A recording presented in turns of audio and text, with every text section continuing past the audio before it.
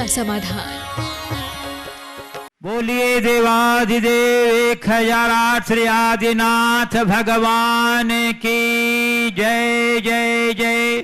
बोलिए प्रातः स्मरणीय संत शिरोमणि परम पूज्य 108 आचार्य गुरुवर विद्यासागर जी मुनि महाराज की जय जय जय।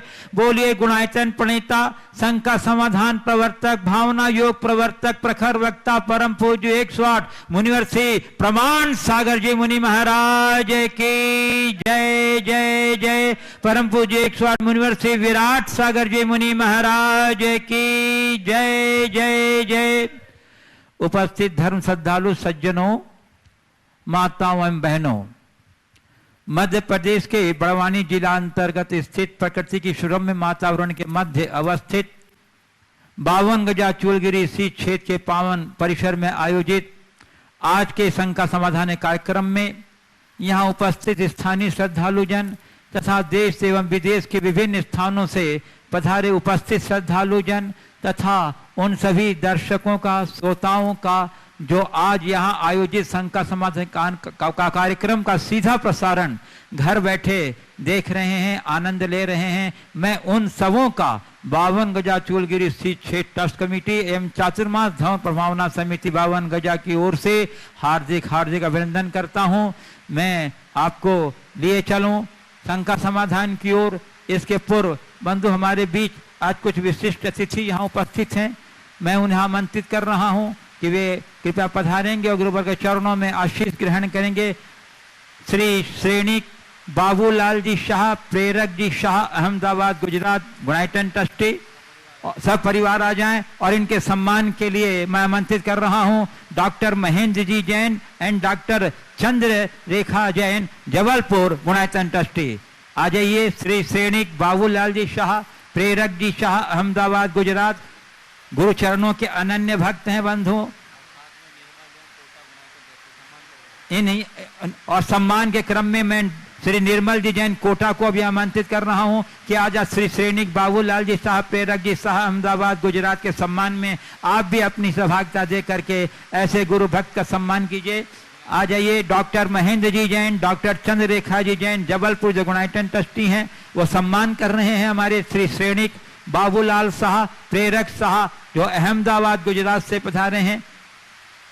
कृपया शीघ्रता से हमारे डॉक्टर महेंद्र जी जैन उनके गले में सद्भावना का दुपट्टा और यशस्विता का साफा पहना के सम्मान कर रहे हैं। आप करतल ध्वनि से अपने योगदान दे करके बंधुओं सम्मान की इस गरिमा को बढ़ाइए।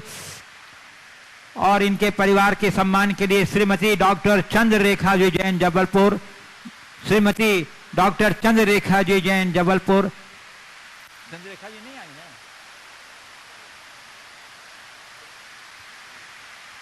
चलिए। और सम्मान चंद्र रेखा जी नहीं आई है सर। चलिए, इसी क्रम में मैं आमंत्रित कर रहा हूं श्री अनिल कुमार जी, आभा जैन, अभिषेक, निमिषा, अक्सा, शिखा, आशीष जैन, सुभाष। चलिए, हमारे निर्मल जी जैन जो कोटा से प्रधान गुणायतन, जिनका सम्मान करेंगे हमारे विनोद जी, किरण जी दोषी, विनोद जी दोषी जो क्षेत्र ट्रस्टी और गुणायतन के परम संरक्षक श्री विनोद जी दोषी। हमारे निर्मल जी कोटा जो गुणायतन ट्रस्टी हैं, कोटा से पधारे हैं, सब परिवार उनका सम्मान हो रहा। किरण जी दोषी भी आ जाएं सम्मान के क्रम में। हमारे उनके परिवार के सम्मान के लिए श्रीमती किरण दोषी, श्री विनोद जी, किरण जी दोषी जो क्षेत्र के ट्रस्टी हैं, गुणायतन के परम संरक्षक हैं। बंधु, आप अपनी करतल ध्वनि का योगदान देते रहिए। जोरदार करतल ध्वनि से सम्मान हो रहा। हमारी किरण दोषी सम्मान कर रही हैं हमारे श्री निर्मल जी कोटा के सपरिवार का। अब अपनी तालियों के अवदान से सम्मान की गरिमा बढ़ाइए। ये गुरु चरणों के अनन्य भक्त हैं, इनकी गुरु के प्रति समर्पण और भक्ति की सम्मान है ये उनके बंधुओं। और एक मैं आपको विशेष बात बताना चाहता हूं कि आज हमारे बीच मुंबई से देश के ही नहीं एशिया के जाने माने कैंसर रोग विशेषज्ञ डॉक्टर पीएन जैन सपरिवार यहाँ पधारे हुए हैं, जो टाटा मेमोरियल हॉस्पिटल मुंबई में अपनी सेवा प्रदान कर रहे हैं। इनके बारे में बताना चाहता हूं कि ये एशिया के गिने चुने कैंसर विशेषज्ञ में हैं और करीब 40 देशों में जाकर अपनी शोध परख कैंसर की जो उनके पास जो विजन है उससे लोगों को लाभान्वित कर कर कैंसर की दिशा में एक नई दिशा दी है पूरे विश्व को। जोरदार कर से अभिनंदन कीजिए। और गुणायतन के ट्रस्टी भी। और एक विशेष बात ये बताना चाहता हूं कि अभी अभी फिलहाल में गुरुचरणों के अनन्य भक्त सतना के अवंती परिवार के श्री अविनाश जी जैन कुछ महीनों से कैंसर रोग से पीड़ित है, जो हमारे संदीप भैया सतना के भ्राता श्री हैं, उनका इलाज इन्होंने पुत्रवत स्नेह दे करके किया। और आचार्य श्री के आशीर्वाद और पूज्य गुरुदेव का आशीर्वाद और डॉक्टर साहब के प्रयास से वो अब खतरे से बाहर हैं और कैंसर की कोई अब खतरा नहीं है। जोरदार कर अभिनंदन कर दीजिए बंधु हमारे डॉक्टर साहब का। और इनकी पहले डॉक्टर साहब सम्मान करेंगे जी पवन जी मंजू जी दोषी जो हमारे क्षेत्र के अध्यक्ष हैं। पवन जी दोषी और श्रीमती मंजू जी दोषी आ जाएं। और विनोद जी आ जाइए, मंजू जोशी आ जाइए सम्मान में। और श्री विजय अजमेरा भी आ जाएं, हमारे जोधपुर जो गुणायतन ट्रस्टी हैं। हमारे डॉक्टर साहब पीएन जैन का सम्मान करने के लिए बंधु, ये इनकी सेवा भाव का सम्मान है। कितनी सेवा भाव के साथ इन्होंने, जब इन्हें पता चला कि ये गुरु भक्त परिवार है, पूरे पुत्रवत उनके साथ व्यवहार करके उनका इलाज किया और उन्होंने कैंसर से बाहर कर दिया है। जोरदार कर अभिनंदन कीजिए बंधु हमारे डॉक्टर श्रीमती सीमा जी आ जाइए मुंबई। चलिए बंधु अब हमारे बीच अभी उपस्थित हो गए हैं अनिल कुमार जी, आभा जी जैन, अभिषेक, निमिषा, अक्षा, शिखा, आशीष जैन, सुभाष नगर जयपुर राजस्थान से। उनका भी सम्मान क्रम चल रहा है। हमारे विनोद जी, किरण जी दोषी, विजय कुमार अजमेरा जोधपुर सम्मान कर रहे हैं। आप सम्मान के इस क्रम में अपनी तालियों का अवदान देकर सम्मान के गरिमा बढ़ाइए। प्रकृति भी इनके सम्मान में अपना योगदान दे रही है बंधु। प्रकृति भी इनके सम्मान में, ऐसे गुरु भक्तों के सम्मान में प्रकृति भी अपना योगदान दे रही है। आप भी अपनी तालियों की गड़गड़ाहट से इस सम्मान के गरिमा को बढ़ाएं बंधु।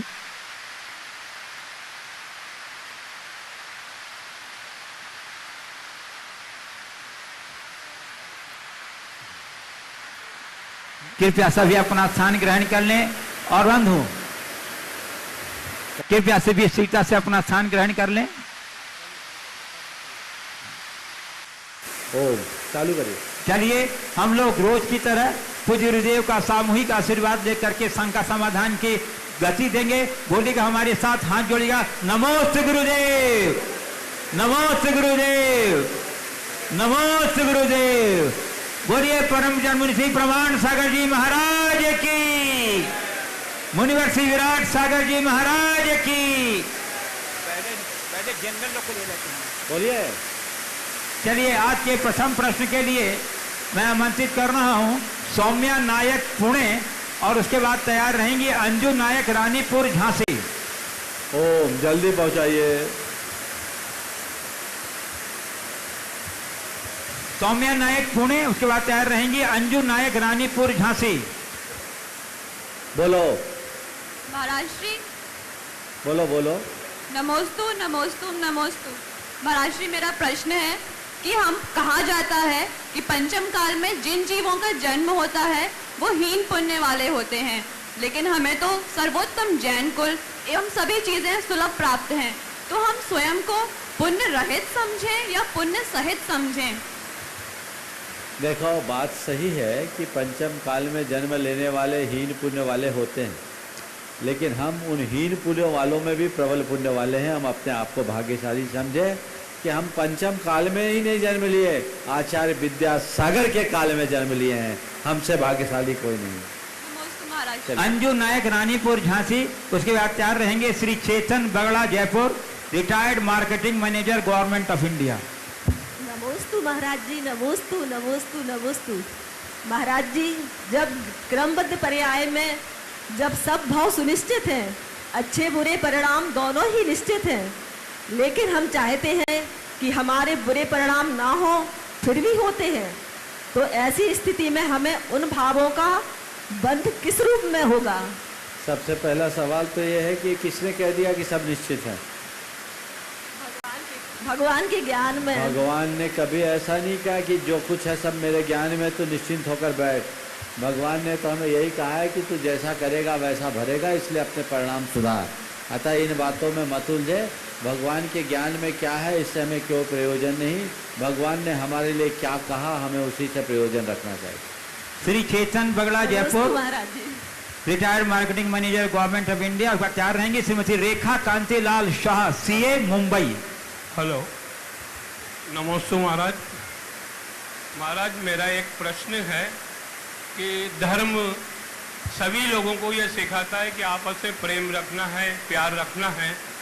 और एक मशहूर शायर था, उसने भी कहा है कि मजहब नहीं सिखाता आपस में बैर रखना। फिर भी मोस्ट ऑफ द पीपल्स, जनता आपस में धर्म के नाम पर ही एक दूसरे से लड़ती हैं। वो न लड़े, इसके लिए हमें क्या तरीके अपनाने चाहिए? देखिए, बात बिल्कुल सही है। धर्म हमें सिखाता है आपस में प्रेम रखना, पर धर्म ही सीखे तब तो।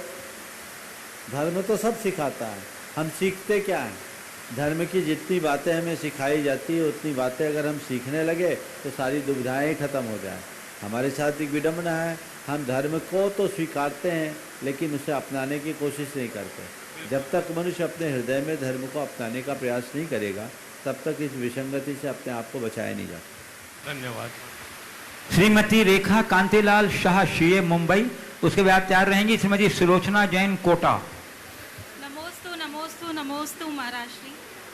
महाराज श्री, मैं ऑलमोस्ट 2.5 साल से शंका समाधान देख रही हूँ और मेरी हिंदी बहुत अच्छी नहीं है तो बीच बीच में शायद इंग्लिश वर्ड्स आएंगे, चलेगा। हाँ, मैं एकदम फ़ैन हो चुकी हूँ और मेरे में काफ़ी चेंजेस मैंने देखे हैं जो मैं आपसे बात करूँगी अगर आप मुझे मौका देंगे तो। और बहुत भाव बना के मैं उसके बाद निकली थी कि आपके मुझे दर्शन करने मिलेंगे और साथ में विद्यासागर जी आचार्य जी के भी दर्शन करने मिलेंगे। नेमावर की तरफ गए, बहुत इच्छा थी कि उनको आहार करने के लिए मौका मिले। विद्यासागर जी महाराज जी का मौका आहार का तो नहीं मिला, बहुत उस समय जब दर्शन हुए बहुत मन भर गया था। सवाल कर लीजिए, इसी में ही सवाल है। हाँ। थोड़ा सा लंबा जाएगा क्योंकि वो पूरी ओकेजन है। तो वहाँ पर एक लेडी आई, बहुत मन भरा था, एक अचानक से लेडी आई और उन्होंने कहा कि हम आहार देते हैं, हमारा चौका चलता है, आप हो सके तो कल आ जाइएगा। वो अनजान व्यक्ति थी हमारे लिए। तो दूसरे दिन हमने कहा कि ठीक है और हम आहार देने के लिए पहुँचे भी और दूसरे महाराज जी का आहार हम करा पाए। लेकिन उनके परिवार के एक व्यक्ति थे, उन्होंने हमसे कहा कि अभी आप यहाँ से चले जाएं, जो मैं बिल्कुल समझ नहीं पाई। और उनसे मैंने कहा कि 2 महीने आहार तो दिया है, 2-3 ग्रास मैंने करवाए, लेकिन आप मुझे साइड में खड़ा कर दीजिए, मैं पूरा आहार देखना चाहती हूँ। आपके रिलेटिव्स हैं तो आप उनको अंदर बुला लें। लेकिन उन्होंने कहा कि नहीं, आप यहाँ से निकल जाएं। तो मैं एक्चुअली समझना चाहती हूँ कि ये सब क्या था, उसमें वो लेडी का क्या कंट्रीब्यूशन था, हमारे परिवार के भाग्य का क्या कंट्रीब्यूशन था और वो इन व्यक्ति जो था उनका क्या कंट्रीब्यूशन था। देखिए, ये एक व्यवस्था है, बहुत सारे लोग आहार देना चाहते हैं। ये तो बहुत अच्छा था कि उस बहन जी ने आपको बिना पूछे एक अवसर दिया। आपको उनके प्रति हृदय से धन्यवाद देना चाहिए। उनके परिवार के जो दूसरे सदस्य ने आपको बाहर निकाला, उसको लेकर आपको किसी तरह से बुरा नहीं मानना चाहिए। इसे एक व्यवस्था का अंग मानना चाहिए, पाठ है। आप देखिए, रोज़ मुझे 200 लोग आहार देते हैं और 200 लोग अगर चौके में खड़े रहे तो मैं आहार ले पाऊंगा? आप दे पाएंगे क्या? महाराज जी, वहाँ हम सिर्फ 10-12 लोग ही थे। फिर भी अगर आपको 1 गिलास दिला दिया तो बहुत है। हमें वो उसमें ऐतराज़ नहीं करना चाहिए। उनको कहना चाहिए बहुत बहुत धन्यवाद, आपने हमें अवसर तो दिया। हाँ, वो मैंने आप किया। चाहते तो हमें दरवाजे से भी रोक देते। इसलिए इसको किसी तरह से न सोचें, और हो सकता है उनके मन में और कोई दूसरा विकल्प होगा तो वो विकल्प उन्हीं से पूछा जा सकता है। समझ गए? श्रीमती सुलोचना जैन, कोटा। और उसके बाद तैयार रहेंगे श्री निर्मल जी जैन, कोटा, गुणायतन ट्रस्टी। मैं श्रीमती सुलोचना जैन फ्रॉम कोटा, राजस्थान। सर्वप्रथम तो महाराज श्री के चरणों में शत वंदन। नमोस्तु नमोस्तु नमोस्तु। मैं आपका ये जो जिज्ञासा समाधान वाला, मैं रोजाना शाम को मैं इंतजार करती हूँ। जिस प्रकार से हम खाने का इंतजार करते हैं उसी प्रकार से, क्योंकि मुझे कई सारे ऐसी चीज़ें हैं जो मुझे डाउट रहता है, लेकिन जब मैं देखती हूँ तो आपका बिल्कुल सटीक, बिल्कुल टू द पॉइंट आंसर उसको मिलता है तो बहुत ही अच्छा लगता है। रियली में मुझे कार्यक्रम बहुत अच्छा लगता है। मेरी दिली तमन्ना थी और आज ये तमन्ना यहाँ आकर पूरी हुई। बहुत ही अच्छा मुझे लगा। कर लो जल्दी। हाँ। मेरा प्रश्न है कि धर्म से पुण्य मिलता है और पुण्य के उदय से धन की प्राप्ति होती है, लेकिन वही धन पाप का बंध भी कराता है, ऐसा क्यों? मैं पूछना चाहती हूँ सर, यही मेरी जिज्ञासा है। धन से पुण्य, धर्म से पुण्य मिलता है, पुण्य से वैभव होता है और वैभव पाप का बंध कराता है। ध्यान रखना, धन या वैभव पाप का बंध नहीं कराता, धन और वैभव का भोग पाप का बंध कराता है, क्योंकि धन और वैभव के भोग में प्राय पाप होता है। इसलिए धन कमाओ, पर धन कमाने के बाद उससे पाप मत कमाओ, उसका सदुपयोग करो, उपभोग कम करो, उपयोग अधिक करो, ठीक हो जाएगा। तो पुण्य कतई बुरा नहीं है, पुण्य का भोग बुरा है। अपने जीवन को ऊंचा उठाना चाहते तो पुण्य के फलों को त्यागो। जितने भी साधक होते हैं वे पुण्य के फल को त्यागते हैं। हम तीर्थंकरों को देखें, चक्रवर्ती जैसा वैभव उन्हें त्यागा, क्यों? क्योंकि वो उन्हें जंजाल दिखा। तो पुण्य भोगने के लिए नहीं, पुण्य त्यागने के लिए। श्री निर्मल जी जैन कोटा, और उसके बाद तैयार रहेंगे डॉक्टर महेंद्र जैन एवं डॉक्टर श्रीमती चंद्ररेखा जी जैन, जबलपुर गुणायतन ट्रस्टी। महाराज जी नमोस्तु नमोस्तु नमोस्तु। कोटा से आए हैं, नमोस्तु, मेरी परिवार की तरफ से नमोस्तु नमोस्तु। मेरा प्रश्न है महाराज जी, पशु पक्षियों की प्रजातियां जो आज के समय में नष्ट हो रही है या कम हो रही है, उसका अभी इस समय क्या कारण, मेन कारण क्या है महाराज जी? देखिए, पशु पक्षियों की प्रजातियों के विनष्ट होने के पीछे कई कारण। पूरा पर्यावरण बिगड़ रहा है और पर्यावरण के बिगड़ने से बहुत सारी विसंगतियाँ हैं। एक कारण मुझे जो दिखता है खासकर चिड़ियों के अभाव का, वो मुझे दिखता है एक बड़ा कारण कि हमने उनका बसेरा छीन लिया। चिड़िया घरों में घोंसले बनाते थे, पहले लोगों के खपरे के मकान होते थे, उन मकानों में उनके लिए सुराख होते थे, ताके मोके होते थे, वहाँ वो अपना बसेरा बना लेते थे। अब आजकल जिस तरह के आपके मकान बन रहे हैं, उनके लिए एक सुराख भी नहीं रहती जहाँ वो रह सके। उनका बसेरा लोगों ने छीन लिया, चिड़िया लगभग समाप्त थी। एक लंबे अंतराल के बाद 52 गजा में चिड़ियों की चहचहाहट सुबह से सुनाई पड़ती है। मेरे कमरे में 6 घोंसले, समझ गए? सही है महाराज। उनके ठिकाने तो आपने छीन लिए। तो पहले चाहिए कि आप इन प्राणियों को संरक्षण दें, तो उनके लिए ऐसी व्यवस्था करें। इनको संरक्षण कैसे दिया जाए महाराज? अजमेर में मैं था तो एक डॉक्टर ने अपने घर के बाहर घोंसले बना रखे थे कृत्रिम, उनको लटका के रखा था ताकि चिड़िया उसमें रह सके। मिट्टी के घोंसले थे और चिड़िया वहाँ आती, अपना बच्चा देती, उसमें रहती, घोंसले बनाती। तो हमें ऐसी व्यवस्था बनानी चाहिए। और मकान बनाने वाले को भी कम से कम आउटर साइड में 2-4 ताके मोके रखना चाहिए। वो हमारे मित्र हैं, हमारे पर्यावरण के एक महत्वपूर्ण अंग हैं। और हमारी संस्कृति केवल हमारे अपने लिए सोचने की बात नहीं करती, औरों के लिए भी सोचने की बात करती है। दूसरा कारण जो लोग बोलते हैं, यद्यपि इसे वैज्ञानिक रूप से पुष्ट नहीं किया गया, लेकिन मोबाइल के जो रेडिएशन है उसके कारण जो ट्रांसमिशन होता है, उसमें रेडिएशन होता है, उसके कारण बोलते हैं कि इनकी जो अपनी रडार सिस्टम है वो प्रभावित होता है और इसलिए वो अपने ठिकाने नहीं पहुंच पाते। ये भी एक कारण है। कुछ पशु पक्षी ऐसे जो पेड़ों पर रहते हैं तो उनके अनुकूल वातावरण नहीं है। कीटनाशकों का अंधाधुंध प्रयोग होने से तोते जैसे पक्षी जो प्रायः खेतों की फसल आदि खाते हैं वो बेमौत मरते हैं। अन्य भी अनेक कारण हैं। कुल मिलाकर हम पर्यावरण के प्रति जागरूक रहें, इनका हम संरक्षण करें और इस तरह का कोई कृत्य न करें जिससे ये प्रभावित हो, तभी हम इन्हें सुरक्षित रख सकते हैं। ठीक है, नमस्ते महाराज जी। डॉक्टर महेंद्र जी जैन एवं डॉक्टर श्रीमती चंद्ररेखा जी जैन, जबलपुर गुणायतन ट्रस्टी। उसके बाद तैयार रहेंगी श्री ताराचंद जी, प्रेमलता जी गंगवाल, गुणायतन ट्रस्टी, तिलक मार्बल, किशनगढ़। मेरे परम पूज्य आराध्य के चरणों में मेरा बारंबार, मेरे परिवार का बारंबार नमोस्तु नमोस्तु नमोस्तु। महाराज जी, मेरी जिज्ञासा है कि आत्मा अमर अविनाशी है और अंतिम लक्ष्य प्राप्त हो जाने पर सिद्ध शिला में विराजमान हो जाती है। यह हम कैसे सिद्ध कर सकते हैं? आत्मा अजर अमर अविनाशी है और अपना अंतिम लक्ष्य प्राप्त करने के पश्चात सिद्ध शिला में जाकर के विराजमान हो जाती। यह हम कैसे सिद्ध कर सकते हैं यदि हमसे कोई? देखिए, सिद्ध करने के लिए तो हमें कई रास्ते अपनाना पड़ेगा। हम लोग दूध में घी मानते हैं? मानते हैं? जी महाराज जी। दूध में घी दिखता है क्या? नहीं दिखता। पर निकलता किससे? दूध से। दूध से। कब निकलता है? जब उसको मथते हैं, प्रोसेस करते हैं। जी। जब हम उसको प्रोसेस करते हैं तो दूध से घी निकलता है। तो जैसे दूध में घी है, वैसे ही देह में आत्मा है। जी। हमें दूध दिखता है, घी नहीं। इसी तरह शरीर दिखता है, आत्मा नहीं। पर जैसे दूध के मंथन से और उसकी पूरी प्रक्रिया से दूध से घी निकल सकता है, वैसे ही आत्मा के अंतर मंथन से हम अपने भीतर के परमात्म तत्व को प्रकट कर सकते हैं। और एक बार घी बन जाए तो घी को आप देखो, दूध में डालो तो घी किस दूध के ऊपर ही तैरता है ना, नीचे तो नहीं जाता। एक बार परमात्मा बन जाओ, लोग के शिखर में ही तैरते हैं, नीचे आने का काम ही नहीं। ठीक। डॉक्टर श्रीमती चंद्ररेखा जी जैन जबलपुर, उसके बाद श्रीमती प्रेमलता जी गंगवाल किशनगढ़। हे गुरुदेव, इधर नमोस्तु नमोस्तु नमोस्तु।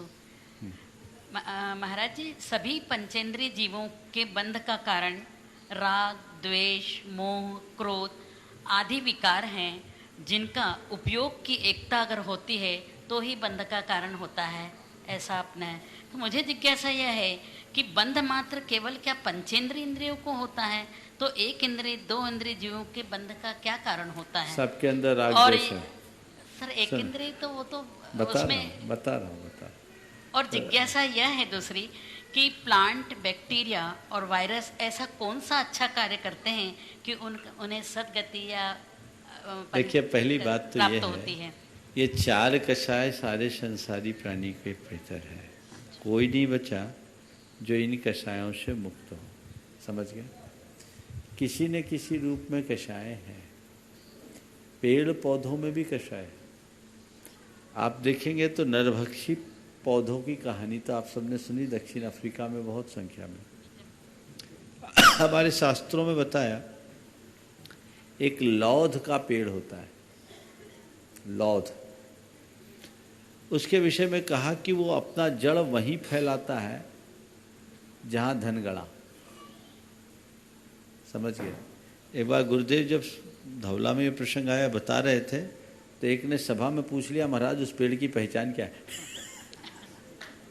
लोग अपने हिसाब से चलते हैं, लेकिन ये उसके अंदर की परिग्रह संज्ञा का द्योतक है। पेड़ों के अंदर भी अपने संरक्षण, अपने विकास, अपने पोषण का भाव होता है। हमारी जैसी चेतना उनके अंदर नहीं है, लेकिन वो जड़ नहीं। उनकी चेतना अव्यक्त चेतना है। तो कर्म तो वो बांधते हैं, हमारे जैसा कर्म नहीं बांधते, बहुत हल्का कर्म बांधते हैं। हम पंचेंद्रिय लोग प्रगाढ़ कर्म बांधते हैं। अगर हम कर्म शास्त्रीय भाषा में कहें तो एक उदाहरण से आप एक अनुमान लगा सकते हैं कि एक मनुष्य या कोई पंचेंद्रिय प्राणी अगर उत्कृष्ट बंध करेगा मिथ्यात्व का, तो 70 कोड़ा कोड़ी सागर की स्थिति का बांधेगा। 70 कोड़ा कोड़ी, कोड़ा कोड़ी का मतलब होता है 1 करोड़ गुना 1 करोड़। मैं सैद्धांतिक बात कर रहा हूँ कर्मशास्त्र की। लेकिन एकेंद्रीय यदि बांधेगा तो 1 सागर का, कितने का? 1 सागर। अब 1 सागर का ड्यूरेशन और 70 कोड़ा कोड़ी सागर का ड्यूरेशन, कितना अंतर? तो क्यों हुआ अंतर? उसका बंध अल्प है, भोग भी अल्प है, काटने की योग्यता भी उसके पास अल्प है। लेकिन मनुष्य या पंचेंद्रिय कर्म को बांधता है तो काटने की सामर्थ्य भी अपने पास रखता है, वो कर्मों को काटने में भी समर्थ है। तो हम अज्ञानता में अगर बांधते हैं तो ज्ञान से उसको पल में नष्ट कर सकते हैं। ज्ञान की यही में। नमोस्तुमा। श्री ताराचंद जी, प्रेमलता जी गंगवाल, यूनाइटेड ट्रस्टी, तिलक कुमार इंदौर, किशनगढ़। उसके बाद तैयार रहेंगे लायंस क्लब के डिस्ट्रिक्ट गवर्नर श्री अजय जी सेंगर एवं उनके साथीगण। बोलो। नमस्ते महाराज। मेरी तरफ से मेरा प्रश्न मेरा भाई पूछेगा। क्या बात है, बढ़िया सेटिंग है। हाँ नमस्ते महाराज श्री। शास्त्र व गुरुओं द्वारा ये बताया जाता है कि जिन वचनों में कभी शंका नहीं करनी चाहिए, क्योंकि शंका करना बंध का कारण भी है और ना इसे उचित माना जाता है। परंतु ऐसा भी कहते हैं कि शंका या संदेह यदि हम नहीं करें तो सत्य का उद्घाटन संभव नहीं है। तो फिर गुरुदेव शंका को हम हेय दृष्टि से लें या उपादेय दृष्टि से? देखिए, एक शंका है संदेह की और एक शंका है जिज्ञासा की।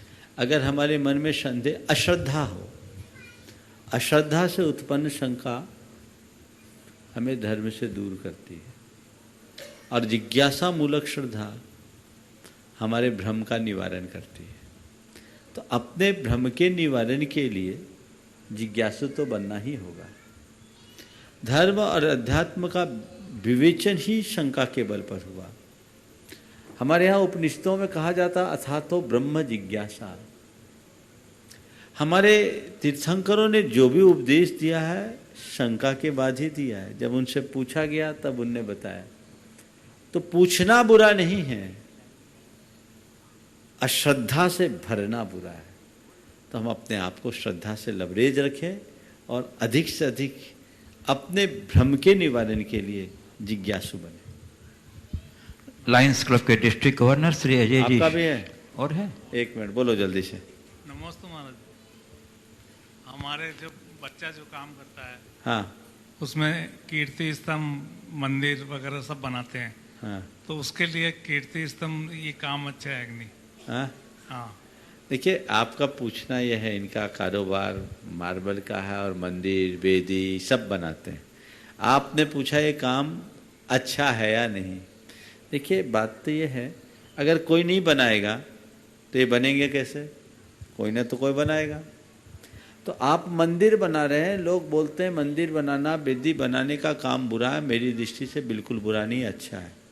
कोई आदमी दूसरा का घर बनाएगा, मकान बनाएगा तो वो तो फिर भी पाप का आयतन है।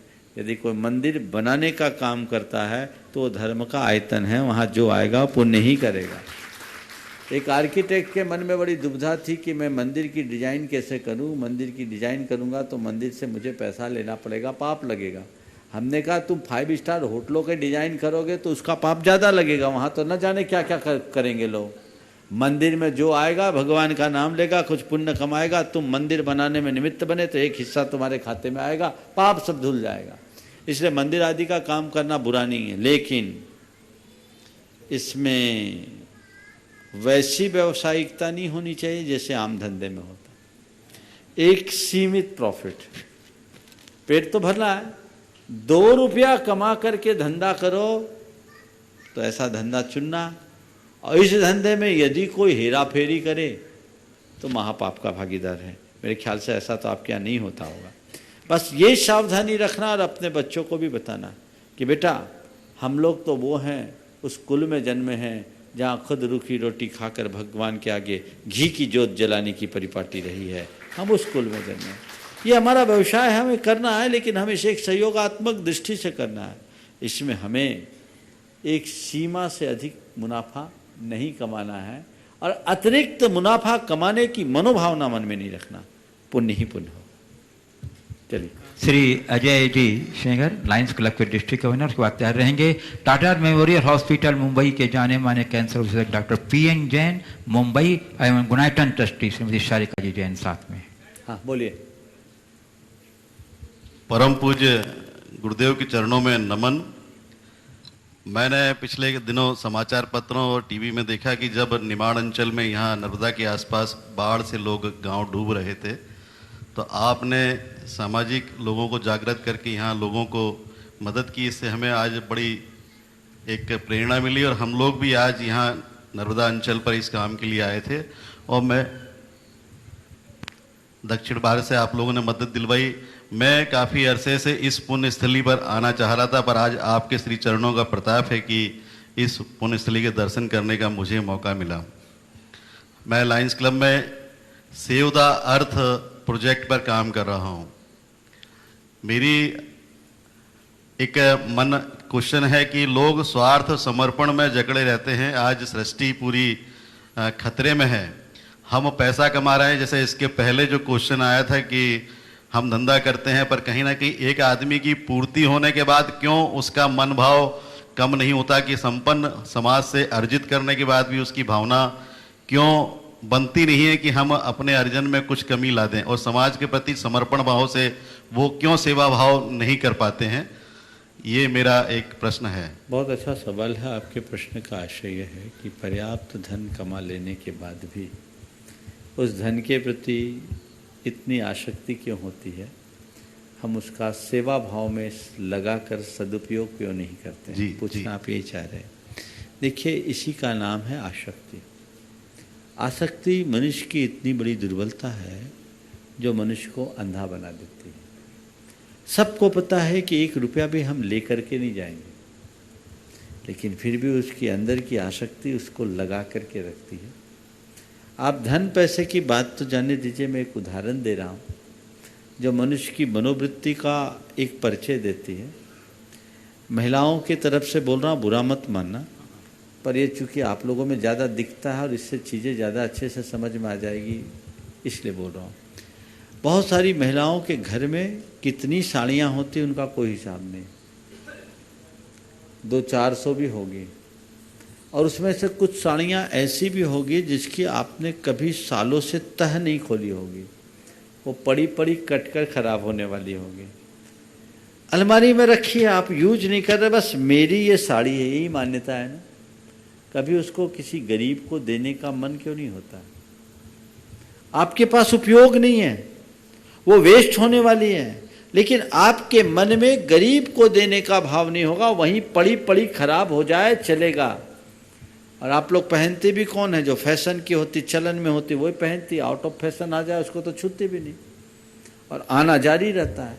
अब पड़ी पड़ी फट रही है, खराब हो रही है, लेकिन किसी को देने का मन नहीं, ये आसक्ति है। इसी तरह पर्याप्त धन कमाने के बाद भी लोगों के मन में धन के प्रति आसक्ति होती है, अहंकार पनपता है, उनका सदुपयोग नहीं कर पाते। जिनकी होनहार अच्छी होती है, जिनके चित्त में उदारता होती है, वो जितनी तत्परता से धन कमाते हैं उतने ही उदारता से धन का सदुपयोग भी करते हैं। आज भी ऐसे अनेक लोग हैं जो अपने द्वारा अर्जित धन का समय समय पर सदुपयोग करते हैं। हम प्रेरणा पाएं और अपने धन का सदुपयोग करें। गुरुदेव, आपके श्री चरणों में मैं आया हूँ एक भाव लेकर। यहाँ सदन में बहुत से लोग बैठे हैं।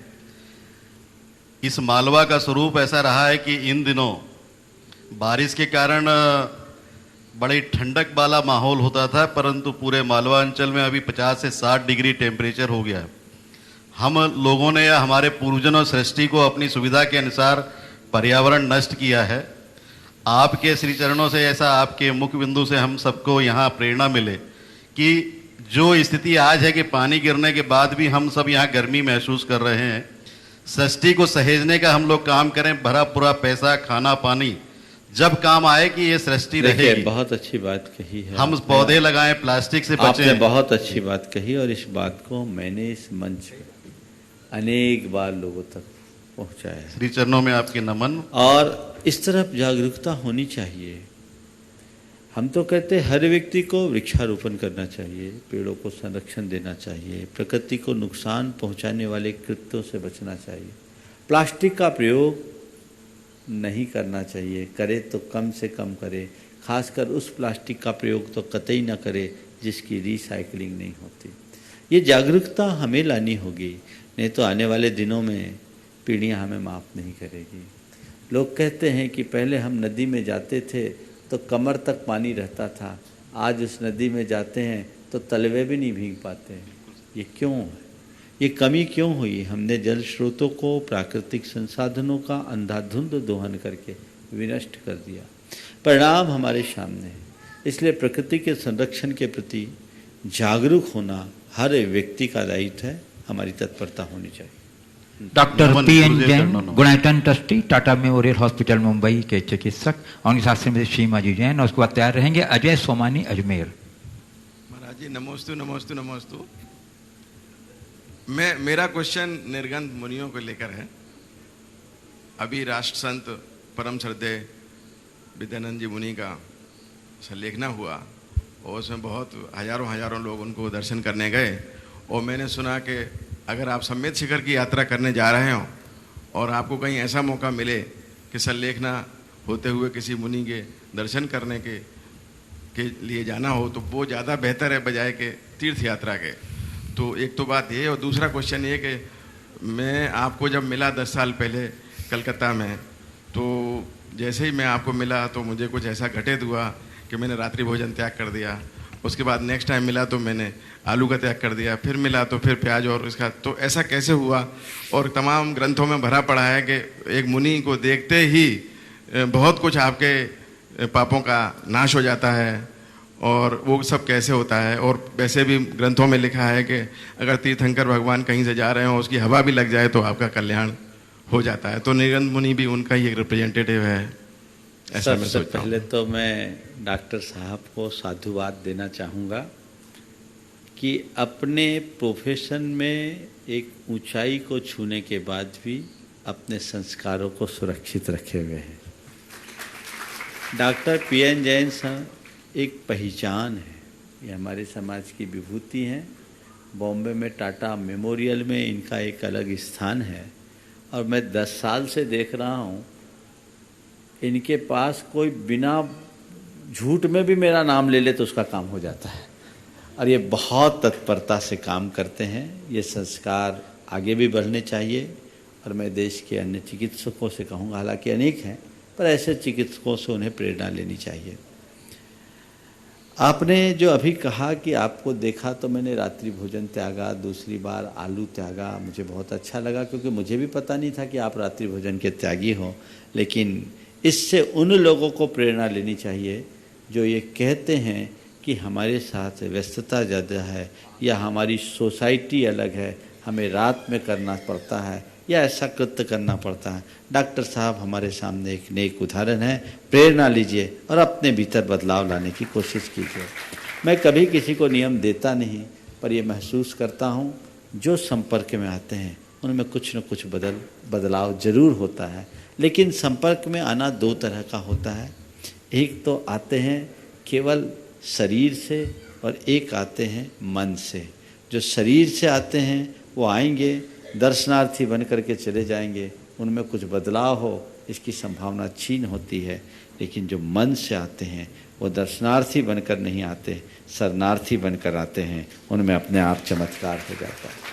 आपने पूछा कि गुरुओं के दर्शन से ये भाव क्यों होता है। गुरु दर्शन का ये प्रभाव नहीं है, आपकी श्रद्धा का ये प्रभाव है। जब हम गुरुजनों के पास श्रद्धा से आपूरित होकर जाएंगे तो जीवन में एक नया चमत्कार घटित कर लेंगे। अपनी श्रद्धा को बढ़ाइए। मैं हमेशा कहता हूँ, गुरुओं के पास दर्शनार्थी बनकर मत जाओ, शरणार्थी बनकर जाने की कोशिश करो। आपको अपने जीवन की दिशा मिलेगी, दृष्टि मिलेगी।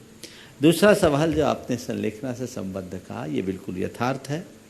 हमारे शास्त्रों में ऐसा लिखा है, एक मुनि महाराज की, आप गृहस्थों की बात तो जाने दीजिए, एक मुनिराज किसी तीर्थ यात्रा का विकल्प लेकर जा रहे हों, और पता लगा कि रास्ते में कोई मुनिराज अपनी संलेखना की साधना में निरत है। संलेखना होने के बाद नहीं, जब संलेखना की प्रक्रिया चल रही है, संलेखना की साधना में निरत है, तो शास्त्रों में ऐसा लिखा, अपने इस तीर्थ का विकल्प छोड़कर जीवित तीर्थ की वंदना के लिए जाओ। ये भाव, ये महिमा है। और बात है, त्यागी के पास जाओगे तो त्याग की ही प्रेरणा पाओगे। आप लोग बोलते हो जग की नश्वरता का सच्चा दिग्दर्श कराने वाला है, तो प्रेरणा तो मिलती है। सत्संग का यही महत्व है। इसलिए कहते हैं, तात स्वर्ग अपवर्ग सुख, धरी तिला तुला एक अंग, अतुल न सके मिल सकल ज्यों, सुख लव सत्संग। ये एक बात है, और ये सत्संग की महिमा हमारे संस्कृति में युग युगांतरों से गाई हुई है। ऐसे ही हम अपने अंदर घटित करते रहें और जीवन को आगे बढ़ाते रहें। सीमा जी भी पूछेंगे? नहीं। अजय सोमानी अजमेर बता रहे हैं, प्रेरक शाह अहमदाबाद गुनाइटन ट्रस्टी। नमस्ते महाराज। नमस्ते महाराज जी, आपकी प्रेरणा से मैंने प्रोफेशन में आधा टाइम तो कर लिया, अब प्रॉब्लम ये होती है कि मेंटल ऑक्यूपेशन तो उतना ही रहता है, समय कम करने के बावजूद भी समय आध्यात्मिक तरीके से यूटिलाइज नहीं हो पाता है। थोड़ा सॉल्यूशन मेरे को आपका मिला था, वो अधूरा ही मिला। देखिए, थोड़ा पूरा चाहिए। सबसे पहले तो मैं इनका परिचय दे दूं, ये पेशे से चार्टर्ड अकाउंटेंट है, जन्म से जैन नहीं है, लेकिन कर्म से पूरे जैन है। पिछले 4 वर्षों से निरंतर मुझे फॉलो कर रहे हैं और इनके अंदर एक ऐसी लहर प्रकट हुई है कि ये धीरे धीरे धीरे धीरे निर्वृत्ति की ओर मुड़ रहे हैं। एक व्यस्ततम पेशेवर चार्टर्ड अकाउंटेंट होने के बाद भी इन्होंने अपने आप को बाइंड अप करना शुरू किया है। ये इस बात का प्रमाण है कि अंदर लगन लग जाए तो फिर व्यक्ति के लिए कुछ भी असंभव नहीं होता। आपने पूछा है कि हमने अपनी चर्या को परिवर्तित तो किया है, पर मेंटल ऑक्यूपेशन बना रहता है, क्या करें? मन है, मन तो कहीं ना कहीं लगेगा नहीं। इतने सालों का संस्कार एक दिन में तो नहीं बदलेगा। उसके लिए अभी आप जैसे गृहस्थों के लिए मैं इतना ही कहूँगा, शुभ अनुष्ठानों का ड्यूरेशन बढ़ाइए, अपने आप को उधर इंगेज ज़्यादा कर दीजिए, दिनचर्या बनाइए। आप 2 टाइम ध्यान कीजिए, भावना योग कीजिए, स्वाध्याय कीजिए, प्रवचन सुनते हैं, ये भी आपके लिए 1 आध घंटे का समय निकलता है। कुछ प्रार्थना कीजिए, पूजा कीजिए, जाप कीजिए, कोई आलम्बन लेते रहिए। तो आपके पास थोड़ी रुचि हो तो सेवा का कार्य अपना लीजिए, किसी भी शुभ में अपने आप को लगाइए ताकि आप गोरख धंधे से अपने आप को बचा सके। और धीरे धीरे जब इधर रस लगने लगेगा ना, तो उधर अपने आप आपको सब कुछ नीरस प्रतीत होने लगेगा और एक समय ऐसा आएगा जब आप खुद पाओगे कि मैं उन सबसे ऊपर उठी। नमस्कार। प्रेरक शाह, अहमदाबाद, गुजरात, यूनाइटेड ट्रस्टी को तैयार रहेंगे श्रीमती सुप्रिया देवेंद्र जैन, इंदौर। नमोस्तु गुरुवर, नमोस्तु नमोस्तु नमोस्तु। गुरुवर, जिस प्राणी का जैसा शरीर होता है वैसे उसके आत्मा के प्रदेश पूरे शरीर में फैले रहते हैं। जैसे मनुष्य के शरीर में उसके आत्मा के प्रदेश पाँव से लेकर सर तक पूरे शरीर में फैले रहते हैं। और इसी का एक रीज़न ये है कि जब हमारे शरीर में कोई भी चोट लगती है तो हमको उसका स्वसंवेदन होता है। जब योगी पुरुष, सिद्ध पुरुष ध्यान करते हैं तो क्या गुरु उस समय ऐसा होता होगा कि उनके जो आत्मा के प्रदेश पूरे शरीर में फैले हैं वो इकट्ठे होकर मतलब अपनी नाभि के या किसी एक स्थान पे आ सकते हो और उसी के कारण उनके ध्यान अवस्था में या उस अवस्था में उनको मतलब कोई भी उपसर्ग आए तो उनको संवेदन ना होता हो? क्या ये उस पर मार्गदर्शन दी? ऐसा नहीं। देखिए, ये कतई संभव नहीं है कि बिना किसी बड़े कारण के हमारे आत्मा के प्रदेश संकुचित हो। आत्मा के प्रदेश तभी संकुचित होते हैं जब ये हमारा शरीर छूटता है, अन्य अवसरों में नहीं। लेकिन आपने बिल्कुल ठीक कहा कि ध्यान में निमग्न योगी जन शरीर में घटने वाली पीड़ा का अनुभव नहीं करते। क्यों नहीं करते? ये ध्यान का प्रताप है, धारणा का खेल है। अभी बहुत सारे ऐसे प्रयोग हुए हैं, हाथ में बर्फ लेकर आग की धारणा की गई, बर्फ का टुकड़ा लेकर आग की धारणा की गई, हाथ में जलन की अनुभूति होने लगी। आग की अंगार लेकर बर्फ की धारणा करने से हाथ नहीं जला, बर्फ जैसा ठंडा लगा। ये प्रयोग हुए पिछले 30-40 वर्षों में, ऐसे अनेक प्रयोग हुए। तो ये सब क्या है? हमारी मानसिक धारणा का खेल है। और ध्यान अगर हम बांट ले तो हमें चीज़ों की अनुभूति नहीं होती। हम बहुत बड़ा उदाहरण नहीं देते। आपके जीवन में कभी ऐसा हुआ होगा कि सिर दुख रहा होगा, हो सकता है यहाँ बैठे हुए किसी व्यक्ति का सिर दुख रहा होगा। है कोई ऐसा जिसको सिर में दर्द हो रहा है? लंबी यात्रा करके आए हैं, अब मान लीजिए 5-6 घंटे का ट्रैवल करके आए, एग्जर्शन हो गया, सिर दुख रहा होगा, हो सकता है। लेकिन महाराज जब यहाँ आए थे तब तो सिर दुख रहा था। देखो हाथ उठा लिया बहन जी ने। अभी दुख रहा है क्या? जब यहाँ आए थे तब तो दुख रहा था, अब नहीं दुख रहा है। नहीं दुख रहा है, सिर तो दुख रहा है पर आपका ध्यान नहीं है। अभी ध्यान देने लगोगे तो लगेगा दुख रहा है। तो क्या हुआ? पीड़ा की घटनाएं घटती है, लेकिन अनुभूति तब होती है जब हम उस पर कंसंट्रेट होते हैं। अगर हम अपने ध्यान को डाइवर्ट कर ले तो पीड़ा पीड़ा नहीं होती। तो जिन योगियों की चर्चा आपने की है बहुत उच्च भूमिका को प्राप्त योगी होते हैं। उन्हें इन सब चीज़ों का अनुभव इसलिए नहीं होता क्योंकि उनका ध्यान अपने भीतर होता है। वो देखते हुए भी नहीं देखते, बोलते हुए भी नहीं बोलते, सुनते हुए भी नहीं सुनते, करते हुए भी नहीं करते। उनकी स्थिति एकदम अलग होती है, इसलिए वो भिन्न स्थिति है और हमें उसी संदर्भ में देखना चाहिए। श्रीमती सुप्रिया देवेन जैन इंदौर, उसके बाद तैयार रहेंगे सज्जन बोठिया जयपुर। नमस्ते गुरुदेव। आदमी को अंग्रेजी में मैन कहते हैं, मतलब एम। अगर इसे एम को उल्टा कर दें तो डब्लू बन जाता है, मतलब वुमेन बन जाता है। तो गुरुदेव जो पति पत्नी होते हैं वो भी एम और डब्लू की तरह उल्टी सोच वाले क्यों होते हैं?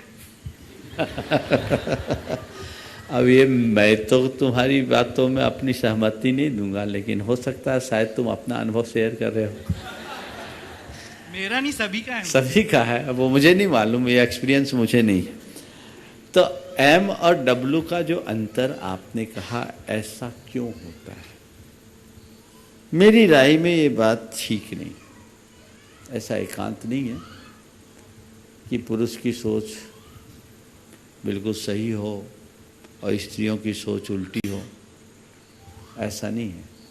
शायद तुम्हारे सवाल का आशय ये भी मुझे प्रतीत हो रहा है कि दोनों के एक दूसरे की अपोजिट क्यों। ये प्रकृति बनाती है। प्रकृति ने दोनों की सोच एक जैसी इसलिए नहीं बनाई क्योंकि ऋण और धन मिलाएंगे तो बिजली ठीक बनेगी, पॉजिटिव और नेगेटिव बनाएंगे तो बिजली ठीक रहेगी। अगर पॉजिटिव पॉजिटिव हो और नेगेटिव नेगेटिव हो तो काम ठीक नहीं होगा। जीवन के संतुलन को बनाए रखने के लिए जरूरी है। हमसे किसी ने एक बार किसी विचारक की बात मैंने पढ़ी, बहुत अच्छी बात लगी कि स्त्री पुरुष जो विवाह होता है वो एक दूसरे से प्रेम करने के लिए नहीं होता। विचारक का अपना विचार था, लेकिन आज के संदर्भ में बहुत अच्छा है। बोला स्त्री पुरुषों का जो विवाह होता है वो एक दूसरे के प्रेम करने के लिए नहीं होता, पिछले जन्म का बैर मिटाने के लिए होता है।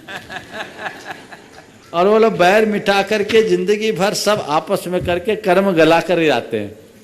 अब वो जो भी हो उसकी सोच से मैं पूरी तरह सहमत तो नहीं हूँ, लेकिन थोड़ी बहुत खटपट ना हो तो गृहस्थी का मजा कहाँ। तालमेल बना करके चलिए, इसी में जीवन की सफलता है। नमस्ते गुरुदेव। रिसेंटली 1 मंथ में कुछ ऐसी घटना हमारे समाज में हुई है जिसमें लड़कियों का भागकर अदर कास्ट मैरिज करना, 15 साल की लड़की का अपने पिता की हत्या करना, जैन युवकों का शादी के लिए दूसरे समाज के परिचय सम्मेलन में रजिस्ट्रेशन करवाना। गुरुदेव अभी तो हम अल्पसंख्यक हैं, हमारा वजूद है, पर कुछ सालों में हमारे समाज में हमसे ज़्यादा दूसरे समाज के लोग नजर आएंगे। तो महाराज जी इन छोटे छोटे युवाओं की काउंसलिंग हम समाज में कैसे करें, जैसा जयपुर में आपके सानिध्य में हुआ था? देखिए बात बिल्कुल सही है, एक बहुत बड़ी विडंबना है और इस तरह की समस्याओं का निराकरण होना चाहिए। आज बच्चों की शिक्षा और आज का वातावरण इसके पीछे जवाबदेह है।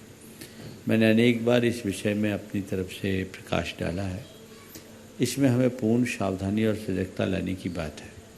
आज एक नई बात आई कि जैन युवकों को अपने विवाह के लिए अन्य समाज के परिचय सम्मेलन में रजिस्ट्रेशन कराना पड़ा। वो इस बात का प्रमाण है कि जैनों में आज लड़कियों की संख्या कम हो रही, और दूसरा छोटे मोटे शहरों और गांवों में आज कोई लड़कियां देने को तैयार नहीं है। तो ये बड़ी विकराल समस्या है। यदि यही स्थिति रही तो हमारी समाज की आंतरिक स्थिति तहस नहस हो जाएगी, सब कुछ बिगड़ सा जाएगा। इसलिए हमें इस पर बहुत गंभीरता से विचार करना चाहिए।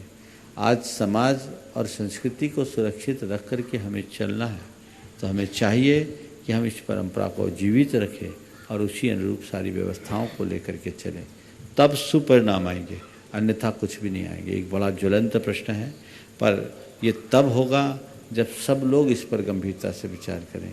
जब लड़के की शादी की बारी आती है तो कहते हैं अरे छोटी जगह में लड़की को क्यों नहीं देते, लेकिन खुद की लड़की बड़ी जगह देना चाहते हैं। ये क्यों? आप अपनी मानसिकता बदलिए।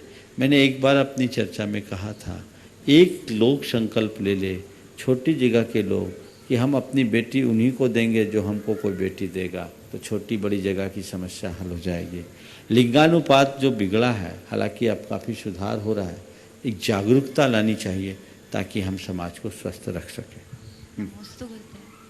श्री सज्जन जी बोठिया जयपुर बता रहे हैं। सुनील राजू जैन जयपुर। कारणहीन कारण को नमन, अकारण उपकारी को नमन।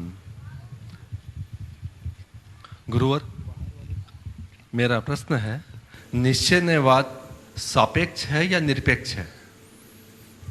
कारणहीन कारण को नमन, अकारण उपकारी को नमन। निश्चयवाद सापेक्ष है या गुरुदेव निरपेक्ष है? निरपेक्ष तो कुछ भी सही नहीं है। जो सापेक्ष है तो सही है और निरपेक्ष है तो गलत है। समझ गए? सापेक्ष नया सम्यक, निरपेक्ष नया खलु मिथ्याचार, वो सब व्यर्थ है। सापेक्ष। सुनील राजू जैन जयपुर। और उसके बाद तैयार रहेंगी श्रीमती अनीता काला बड़वानी। नमस्ते महाराज जी। यम संलेखना, नियम संलेखना और ये संलेखना, महाराज जी इनमें तीनों में क्या, नियम में क्या अंतर है? और दूसरा महाराज जी सबसे बड़ी कि हम हमारे अगर जो घर में बुजुर्ग हैं, अगर उनको हम संलेखना पूर्वक अगर इस मार्ग पे आगे बढ़ाएं तो हम किस तरीके से उसको आगे बढ़ा सकते हैं? देखिए, नियम संलेखना, यम संलेखना और संलेखना तो क्या है? मरणांत समय में कषायों और काया को कृश करते हुए समतापूर्वक देह छोड़ना संलेखना है। अब ये क्रम से होती है। नियम संलेखना में जब आहार पानी आदि को कंडीशनली थोड़ा थोड़ा छोड़ा जाता है, उसको बोलते हैं नियम संलेखना। ये लंबे समय तक चलती है, वर्षों चलती है। यम संलेखना जब हम मरण पर्यंत तक के लिए, जीवन पर्यंत के लिए, आयु के अंत तक के लिए सब चीज़ों का परित्याग कर देते हैं तो यम संलेखना कहलाती है। यम संलेखना आखिरी क्षणों में दी जाती है, उससे पहले नियम संलेखना होती है। आपने कहा घर परिवार में अगर कोई ऐसे बुजुर्ग हैं, उनको संलेखना के लिए क्या करें? सबसे पहले उनका मनोभाव जगाएं और फिर गुरुओं से मार्गदर्शन लें। संलेखना चाहे जब चाहे जिसे नहीं देनी चाहिए, उसकी स्थिति को समझ करके देना चाहिए। और भोजन पानी आदि के परित्याग का भी एक व्यवस्थित क्रम है। किसी अनुभवी साधक के पास ले जाएं ताकि उनके शरीर और मन दोनों की हम ठीक तरीके से परिचर्या करके उनको हम सही रास्ते पर ले जा सकें। श्रीमती अनीता काला बड़वानी। उस पर तैयार रहेंगे प्रोफेसर यश सेठी बड़वानी। गुरुवर के चरणों में त्रैबार नमोस्तु नमोस्तु नमोस्तु। गुरुवर मेरा प्रश्न है कि फुर्सत नहीं है किसी को प्रातः उठकर मंदिर जाने की, गुरु के पास जाने की। फुर्सत है उन्हें प्रातः टीवी देखने की, न्यूज़पेपर पढ़ने की, जबकि इच्छा रखते हैं शमशान से सीधे स्वर्ग जाने की। पता है सबको स्वर्ग जाने की सीढ़ी गुरु और मंदिर से मिल सकती है, ऐसा क्यों है प्रभु? देखिए, यही तो अज्ञान है और लोगों की प्राथमिकताएं। जिस दिन प्राथमिकताएं बदल जाएगी तो उनकी दृष्टि बदल जाएगी। जब तक प्राथमिकताएं उल्टी है, सब कुछ उल्टा होगा। हमारी कोशिश हो कि हम अपनी प्राथमिकताओं को सही बनाएं। प्रोफेसर यश सेठी बड़वानी पर तैयार रहेंगे श्री अरिहंत अजमेरा बड़वानी। नमोस्तु महाराज श्री, नमोस्तु नमोस्तु नमोस्तु महाराज श्री। महाराज श्री, कामनाओं की सड़कों में ऐसा क्या करें कि उसके गड्ढे भर जाएं और तमन्नाएं रुखसत हो जाए और जीवन फुर्सत में और मरण फुर्सत में बीत जाए? कामनाओं की सड़कों में ऐसा क्या करे कि उसके गड्ढे भर जाए, तमन्नाएं रुखसत हो जाए, जीवन में फुर्सत हो जाए और फुर्सत में मरण बीत जाए, फुर्सत में मरण हो जाए, फुर्सत में मरण हो जाए। देखिए, कामनाओं की सड़कों के गड्ढों को भरने के लिए कुछ नहीं करना है। थोड़ा सा आत्मसंतोष और आत्मनियंत्रण लाना। संयम से ही मनुष्य अपनी इच्छाओं पर नियंत्रण ला सकता है। संयमी प्रवृत्ति हम अपने भीतर बढ़ाएं, जगाएं, अपने अतीत की कामना पूर्ति के परिणामों की समीक्षा करें तो हमें लगेगा ये वो गड्ढा है जिसे कभी भरा ही नहीं जा सकता, ये दुष्पूर, ये भर ही नहीं सकता। हमें हर बार का अनुभव कहता है अभी नहीं हुआ, थोड़ा एक बार और कर लो, अभी नहीं हुआ, थोड़ा एक बार और कर लो। अनुभव बताता अभी तक कुछ हम पाए नहीं, हासिल नहीं है, गड्ढा भरा नहीं, लेकिन फिर भी अंदर की आसक्ति कहती थोड़ा सा और, थोड़ा सा और, थोड़ा सा और। वो आत्म संयम पर ही निर्भर कर सकता है, नियंत्रित कर सकते हैं, और कोई रास्ता नहीं। अरिहंत मेरा बड़वानी तैयार रहना। कुमारी अनन्या जैन इंदौर। नमोस्तु महाराज जी, नमोस्तु महाराज जी, नमोस्तु महाराज जी। महाराज जी, जब शेर दहाड़े तो भागकर अपनी जान तो बचा सकते हैं, पर किसी व्यक्ति का अहंकार दहाड़े तो उस व्यक्ति से कैसे बचें? शेर दहाड़े तो भाग कर जान बचा और अहंकार दगाड़े तो जाग कर जान बचा। बात सुनो, शेर की दहाड़ से भाग कर बचा जा सकता है, पर अहंकार दड़े जाग जाओ, समझ लो इसका अहंकार है, अंत आने वाला। जो अहंकार में दहाड़ता है बाद में उसको मरना पड़ता है, उसका पतन होगा। ठीक है, ये अहंकारी है, अभी अभिमान में फूला हुआ है, उसको होश नहीं है, बेहोशी में जी रहा है। जब होश ठिकाने लगेंगे तो उसका रास्ता बदलेगा और अपना जीवन आगे बढ़ाएगा। कुमारी अनन्या जैन इंदौर से बातें रहेंगे। राजेश कुमार जैन एडवोकेट दमोह। नमोस्तु महाराज, नमोस्तु। मेरा नाम अनन्या जैन है, मैं इंदौर से आई हूँ।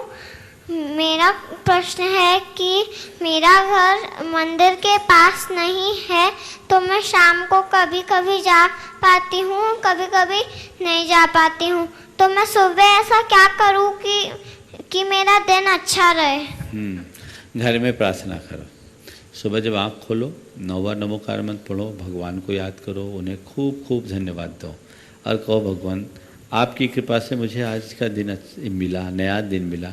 मुझे ऐसी बुद्धि दो, ऐसी भावना दे दो कि मैं आज का दिन अच्छे से बिता सकूं, खुश रह सकूं और अच्छे काम कर सकूं।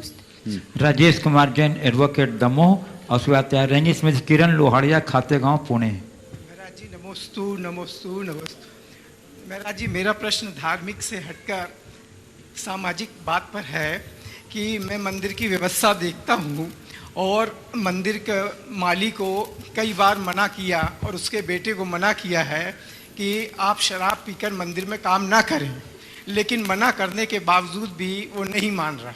अब यदि मैं उसको काम से बंद करता हूँ तो उसके रोजी रोटी का प्रश्न होता है, और नहीं करता हूँ तो हम लोग को क्या दोष लगेगा? मैं तुमसे ऐसा पूछता हूँ कि यदि तुम्हारे प्रतिष्ठान में कोई अनाचारी काम करता हो तो उसको हटाते समय ये सवाल करते हो क्या? हम लोग रखते हैं सर। रखते हो कि हटाते हो? अलग कर देंगे। तो सारा धर्म मंदिर में ही दिमाग लगाते हो क्या? सर 20 साल जब मालूम है खुल्लम खुल्ला जो व्यक्ति अनाचार कर रहा है उसे तो भगवान के गर्भगृह में प्रवेश करने का ही अधिकार नहीं है। आप उसे कहिए या तो अपनी वृत्ति सुधारो, नहीं तो रास्ता नापो। ऐसे पापियों के विषय में ज़्यादा सोचना धर्म नहीं है। श्रीमती किरण लोहाड़िया, खातेगांव, पुणे। उसका तैयार रहेंगी श्रीमती मंजुला पाटनी, सोनावद। नमोस्तु महाराज जी, नमोस्तु, नमोस्तु, नमोस्तु। है महाराज जी, आयु जो हमेशा घटती है उसके हमें चिंता नहीं करते, और तृष्णा जो हमेशा बढ़ती है उसके पीछे हम भागते रहते हैं, और विधि का विधान है जो निश्चित है उस पर हम भरोसा नहीं करते। तो महाराज जी क्या करेंगे? तीनों को हम सुबह तक प्रतीक्षा करो, कल के प्रवचन में जवाब दूंगा। बोलिए परम पूज आचार्य गुरुवर श्री विद्यासागर जी महाराज की। बोलिए परमेश्वर जी प्रमाण सागर जी महाराज की।